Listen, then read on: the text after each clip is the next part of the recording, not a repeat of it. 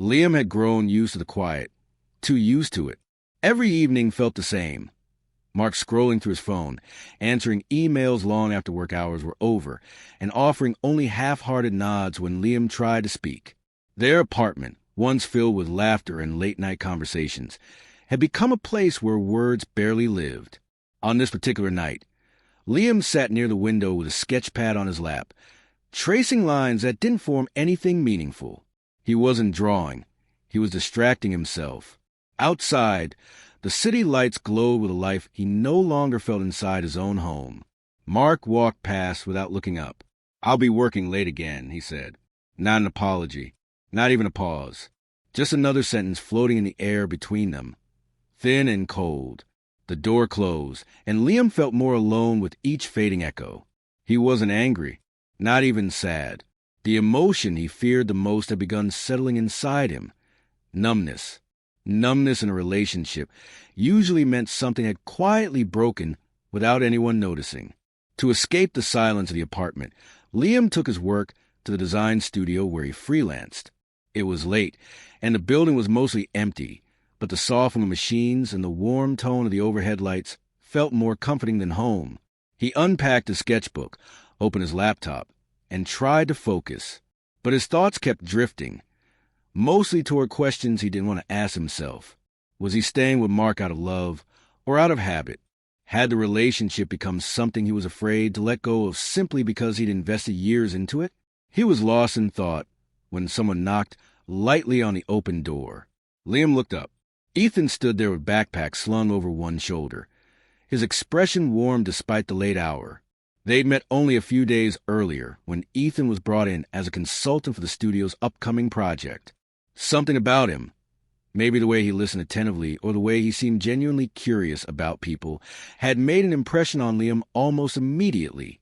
"Didn't expect anyone else to be here," Ethan said with a small laugh. "Late night? Just try and catch up on some work," Liam replied, hoping the tiredness in his voice wasn't too obvious. Ethan walked in, setting his bag on a nearby table. "Mind if I work here for a bit? It's quieter than the main room." "Not at all," Liam said. Truthfully, he welcomed the company. Ethan's presence had a way of softening the edges around him, like a warm light slowly filling a dim space. They worked in silence at first, the kind of silence that didn't feel heavy or awkward. It felt easy. At one point, Ethan approached Liam's desk to look at the sketches. "You're good," he said softly. "There's so much emotion in your lines, a kind of softness." Liam glanced down at his own work, surprised. "Really? I don't feel soft lately." Ethan tilted his head, studying him. "Then maybe this is a part of you trying to stay alive." The comment wasn't flirtatious. It was observant, empathetic. The kind of gentle truth Mark never took time to see. Liam's pencil rolled off the table, and when he reached for it, his hand brushed Ethan's. Ethan instinctively steadied Liam's wrist, so it wouldn't hit the edge of the desk. The touch was brief but careful, the kind that made Liam aware how long it had been since someone touched him with intention rather than routine. Ethan's hand didn't linger, didn't imply anything inappropriate. It was simply supportive, a gesture that said, "You matter. I notice you." Liam inhaled slowly, surprised at the warmth that rose in his chest. Not desire, connection. A kind he'd been starving for without realizing it. He pulled his hand back gently, offering a faint smile. "Thanks." "Any time," Ethan replied, stepping back but watching him with quiet understanding. "You look like you carry a lot. You don't have to talk about it, but I'm here." That simple sentence softened something inside Liam, something he had held tightly for too long. He wasn't supposed to feel this way about someone who wasn't Mark. He wasn't supposed to feel comfort in another man's presence. But the reality was unavoidable. He felt seen in a way he hadn't felt in years. The room grew quieter, the lights dimming as the building's automated system signaled closing time. They packed their things slowly, walking out together. As they reached the hallway, Ethan lightly placed a steadying hand on Liam's back to guide him around a misplaced box. The touch was subtle, barely lasting a second, but it sent a warmth through Liam so gentle it almost hurt. It wasn't romantic. It wasn't improper. It was human, and it reminded Liam of something he had forgotten, what it felt like when someone cared enough to pay attention. That night, as he walked his car, Liam realized he was standing at the edge of something he couldn't name yet, but whatever it was already changing him. Liam couldn't stop thinking about the studio, about the quiet moments with Ethan, and how different it felt to be truly seen. The following days blended into a pattern he hadn't realized he was creating. Late nights at work, shared coffees at odd hours, and conversations that lingered longer than necessary. Ethan had a way of asking questions that made Liam want to answer honestly, the kind of questions Mark never seemed to care enough to ask. Liam found himself telling Ethan about the small, insignificant things, his favorite childhood books, the sketch he never showed anyone, the nights he felt invisible. Ethan listened. He didn't interrupt, didn't judge, didn't try to fix anything. He simply listened, sometimes nodding, sometimes offering a quiet smile, sometimes sharing a little from his own life. And in that listening, Liam began to feel a connection he hadn't experienced in years. It wasn't physical. It wasn't about attraction in the way most people understood it. It was emotional, a bond forming in the spaces between words, in the pauses, in the gentle attentiveness that Ethan offered without asking for anything in return. Meanwhile, Mark remained absent in ways both subtle and profound. He was polite when they met for dinner, but his mind always seemed elsewhere. He forgot small details, failed to ask questions, and seemed increasingly unaware of Liam's quiet withdrawals. One evening, Liam returned home after an especially long day, hoping for a familiar smile or a word of acknowledgement.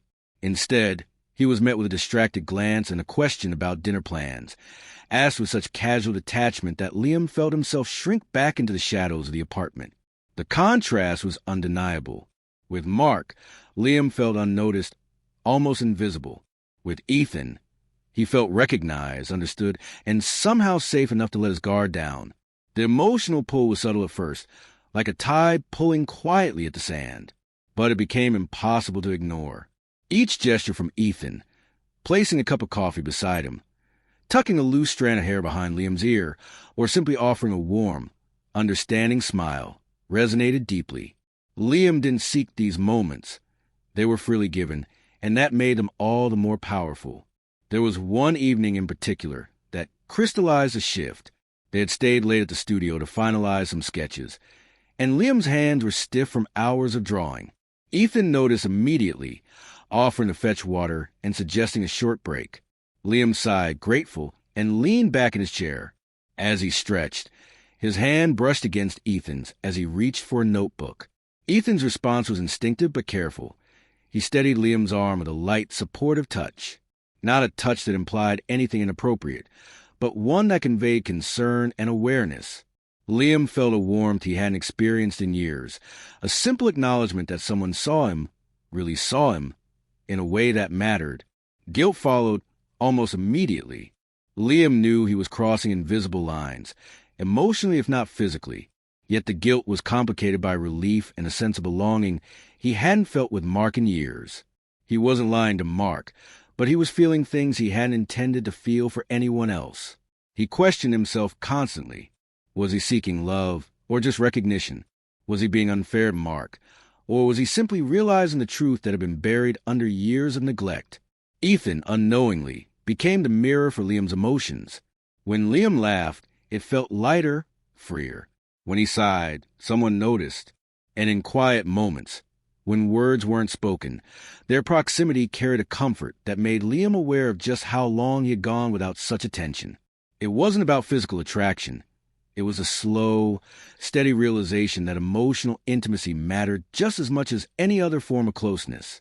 Evenings at the studio became a sanctuary. Liam started to anticipate them, not in a romantic sense, but in a longing for understanding, for connection, for the simple act of being seen. He found himself imagining scenarios where he could stay a little longer, talk a little more, and breathe a little easier. He was aware of the fine line he was walking, but the temptation wasn't rooted in desire. It was rooted in human need. Mark noticed the shift too.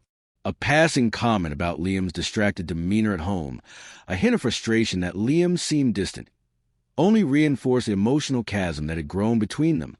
Mark couldn't see that Liam wasn't drifting away because of someone else. He was drifting away because he felt unseen, unheard, and unvalued. And while Mark's neglect created the opening, it was Ethan's presence, gentle, observant, and unwavering, that allowed Liam to feel something he hadn't in years: connection, understanding, and a quiet promise that someone cared deeply without asking for anything in return. By the end of that week, Liam realized that the simple human gestures, the shared smiles, the supportive touch, the genuine listening, were changing him. The emotional tension, subtle as it was, had begun reshaping his world. He hadn't acted on it inappropriately, but the emotional intimacy he felt was undeniable, and with that awareness came both fear and anticipation. Fear of the truth he might have to face at home, and anticipation of the new feelings slowly awakening within him. Liam felt a mix of relief and apprehension as he approached home that evening. The week had been filled with late nights at the studio, meaningful conversations with Ethan, and a quiet awakening to feelings he hadn't allowed himself to recognize in years. Yet stepping into the apartment was like entering a different world, a world where silence had grown so heavy it almost felt solid. Mark was there as usual, scrolling through his phone, barely acknowledging Liam's presence. The contrast between the emptiness at home and the warmth he'd experienced with Ethan during the week was stark, almost painful. It started subtly. Liam noticed how Mark failed to notice his tired eyes or the faint lines of stress on his face. The small gestures, the attentive looks, the simple acknowledgement of existence, all things that had once been taken for granted, were now painfully absent. He remembered Ethan's hand steadying his wrist at the studio, the gentle, attentive way he listened, the quiet encouragement in his words. It wasn't romantic in a traditional sense. It was profoundly human. Yet the emotional void at home made Liam increasingly aware of what he had been missing. Mark eventually spoke, his tone sharp with frustration. "You've been distant lately. What's going on with you?" He sounded accusatory, but it was clear his concern stemmed from irritation rather than empathy. Liam felt a pang of guilt. Part of him knew Mark had noticed a shift, though he could never understand its true source. Liam wanted to explain, but the words stuck in his throat. How could he articulate that he wasn't unhappy because of someone else, but because he felt invisible in a relationship he had invested years in? Instead, he chose silence. Silence had become a shield. It allowed him to avoid confrontation while he processed the changes within himself. But the silence couldn't last forever. That evening, after another brief exchange with Mark, Liam stepped outside for a walk to clear his head. The city streets were quiet, the air crisp, and for the first time in months, he allowed himself to reflect without fear of judgment. He thought about the emotional intimacy he had shared with Ethan, the late-night conversations, the shared laughter, the comforting presence that had filled a space in him he didn't know was empty. When he returned home, Liam found Mark asleep on the couch. The sight was familiar, yet it no longer brought comfort. He realized that the relationship they had once shared was now built on routine rather than connection. The acknowledgement that he had been staying out of habit, not love, settled over him like a weight he couldn't ignore. The following day, Liam met Ethan at the studio. They had agreed to review sketches together. But the meeting quickly became more than work. They talked about life, past mistakes, hopes, and fears. There was a vulnerability in the conversation that both of them respected, a mutual understanding that required no explanation. When Liam stumbled over a thought or hesitated, Ethan would offer a quiet smile, steadying him without words. In those moments, Liam felt a sense of belonging he had long forgotten existed. As the week progressed, Liam's internal conflict intensified. He didn't want to hurt Mark, yet he couldn't deny the emotional draw he felt toward Ethan. The realization was sobering. He was in love, not with Ethan in a physical or conventional sense, but with the way Ethan made him feel alive, valued, and understood. It was a revelation that shook him to his core. One afternoon, after an intense discussion about an upcoming project, Ethan lightly rested his hand on Liam's shoulder. Not in a romantic gesture, but in a supportive, reassuring way. Liam closed his eyes for a moment, allowing the comfort to wash over him. It was subtle, fleeting, yet it carried the weight of all the emotions Liam had been bottling for years. He felt seen, acknowledged, and understood, and in that acknowledgement, he found courage. That evening, Liam returned home to his silent apartment. He realized that he couldn't continue living in a space where emotional intimacy was absent. He needed clarity, honesty, and a chance to pursue the connection he begun to recognize with Ethan. It was time to confront his feelings and make choices that aligned with his emotional truth. Liam sat down and wrote a message to Mark, carefully explaining that he needed time apart to understand himself and his emotional needs. He didn't blame or attack. He simply expressed a truth he had been too afraid to voice. Sending the message felt like exhaling after holding his breath for years. It wasn't the end of love, but the beginning of something necessary: self-respect, clarity, and the pursuit of genuine connection. The next day, Liam met Ethan at the park where they had shared their first late-night conversation at the studio. They spoke openly about boundaries, intentions, and the emotional journey they had both been on.